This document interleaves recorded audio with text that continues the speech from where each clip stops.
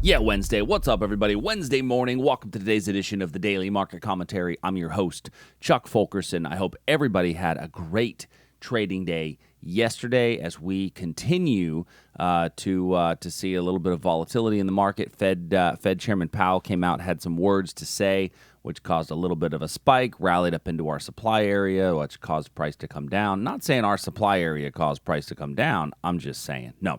Hope you guys are all having a great day. If you're new to the channel, do me a favor, click the subscribe button, hit the notification bell so you get the alerts and the updates as they happen. One real quick announcement, want everybody to be aware of. Our Traders Summit is one day, full online only. It's called Mind Your Business, trading business, that is, where we're going to have options, futures, Forex specialists, as well as a trader tax expert. And a member of Infinity Futures to talk a little bit about how trading margins work and about trading in highly volatile markets. So take a look at that. Make sure you register as soon as you can. We're limited to 1,000 people on who can register. So go to tradersarmy.com/tradersummit. The last one we did filled up right away. So please do that. And then do me a favor. If you have signed up, share it on your social media about the upcoming Trader Summit so that other people can see it as well. All right. Let's dive in. So the S&P were up about 12 points this morning. Yesterday, we had taken a look at a potential breakout area, but we knew that if we had a breakout, we had a decent little reversal chance right up above us. So price broke out above this 31.14 area and came right into our 15-minute reversal zone. Now, that 15-minute reversal level that we traded into, if you had to use it as a confirmation entry, so you probably get in as we come back out of that level, and then that moved for about a 6-to-1 reward to risk out of that zone.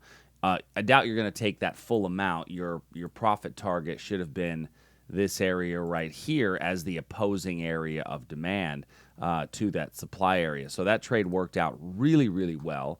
It was a nice little move away from that zone. And now what we're seeing is that area is still going to be an important area to look at going forward as a potential breakout point. So let's see if that becomes our new breakout point in the S&P. Now, above us on our hourly chart, we have this area of supply right up in here. Not a great time of day, but I have a wick over wick there at market close, which is an old area of support. So I'm going to wrap my lines around that wick over wick area that we have up here, but I'm going to make it a confirmation entry. And the reason I'm going to make it a confirmation entry is, first of all, it's a supply level in an uptrend, and second of all, that level here, it was formed at the market close time of day, which is a little less probable. And then it did get retested in the overnight. That retest that it got in the overnight was not a super strong retest, though, as price did, though, move away from it. So we will have that area as a potential reversal. Looking at the Russell, we did not come to any of our Russell levels yesterday, as we saw that the price kind of stayed in between our zones. So the Russell, I still have my level of demand down below, my level of supply up above. On our 4-hour chart of the rut, we do have a higher swing high, and then this low here could be considered a higher swing low, with price continuing to come higher. So the next level would be to look for, okay, where's a potential breakout? So you could theoretically get, if you get basing, a breakout above that region there.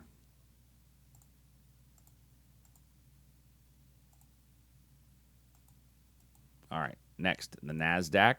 So looking at our Nasdaq level. Now, Nasdaq, we had a bit of a breakout above this line. Didn't get clear basing, but we got a little bit of a breakout, and then that one fell away as the S&P had hit the supply area. But it then pounced right back up and came up above. So this level, I think, is still this could become a control line, this price level here. And we could see that kind of price hover around that area. I don't have any super clean levels to lean on at the moment. So what I'm going to do is just kind of hold off a bit, knowing that our all-time high which was formed last week, is still somewhere up in here. We can come back to that region. In crude oil, let me go to my September contract. That's the one we've been trading. So in looking at our September contract, we did have this area here that we thought could make a good breakout, but notice we got no basing in front of the level, and this is typically what happens when you have no basing. Price will pop above, and then it'll fail very quickly, and so that's why it's not really a breakout trade. A lot of people get confused between a true breakout and a false breakout, and we didn't have a false breakout on there because we didn't have a true breakout with the lack of basing in that zone. So going to the 4-hour, we are seeing that we have this bit of a double bottoming pattern here, right in that region. And if that is a double bottoming pattern, then we can look for that as a measured move, right? So from here to here, and a measured move on the breakout above that region would be price coming up into about this range here. And so we're right at about that level. And I still think that the better probabilities are for prices to continue to pop up. But right now we're in between some areas of supply and demand. So it might actually be worth taking a look at an iron condor in crude oil. Speaking of which, those of you that have been trading iron condors in gold have been doing really well. I've talked about it now for a few weeks in a row. Just staying kind of in between that space and playing a non-directional market because we're not coming to any quality levels of supply or demand for me to really go out and find and to lean on. Now we did come down pretty hard in the overnight, and in coming down hard in the overnight, I think we may have set up a pretty decent supply area here, primarily because it's a good time of day that it was set up and identified. Next, moving over to our bonds and currency markets. So sitting here in the ZN, we still have our potential breakout levels both above and below as we're in between that range. So no real change to that ZN level as of yet. We do have a supply area up above here. Actually, I'm going to remove that one there. Let's look at the supply area up above here, because I do like this a bit better. Let's see if we get a touch back into this region here for a reversal back down. Then we have the Aussie. So in our Aussie position, we did come down into our demand level. We got a little bit of a move away off of that demand level, and then it kind of very much stalled. So I wouldn't be, if you took profits on that one, nothing wrong with that, taking profits, as it gave you about a 1.5 to 1 after getting an entrance. We retested again in the overnight and got a better move away. And so it is still kind of holding in that position. Now we do have this wick over wick here above us. And we hit that one in the overnight, and price came down from there as well.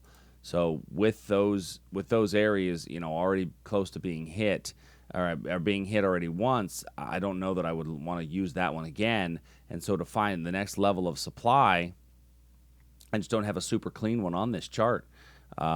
This demand area down here, we've already come back to with the yesterday's low, and so our next real untouched level of demand doesn't come into play until here, even though it was almost touched right in through here. So this would need to be a confirmation entry going forward in the Australian dollar.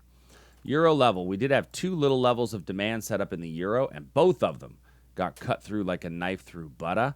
But look, if you notice here, we came close to getting filled and price rallied away, which would have given you the signal to switch this to a confirmation entry. But we sliced right through those levels, and that sometimes is going to happen on those fairly large moves. If I go to my 4-hour, I'm putting in, I'm going to remove this demand area below us because I'm putting in what is a really good potential breakout point here on this topping pattern. So keep an eye on this if we get basing for a potential breakdown, and that could run a bit longer. Canadian dollar, we're between our areas of supply and demand, and so I'm hesitant to add new trades to what we're looking at because I think both of those levels are still very good and still very valid. Great British Pound and Japanese Yen, our last two markets to look at for today. Very similar picture. We stayed between supply and demand yesterday. We didn't come back to either one. And so, looking up above current price, this is an unbalanced wick over wick area that we could return to. So let's keep an eye on that one for today.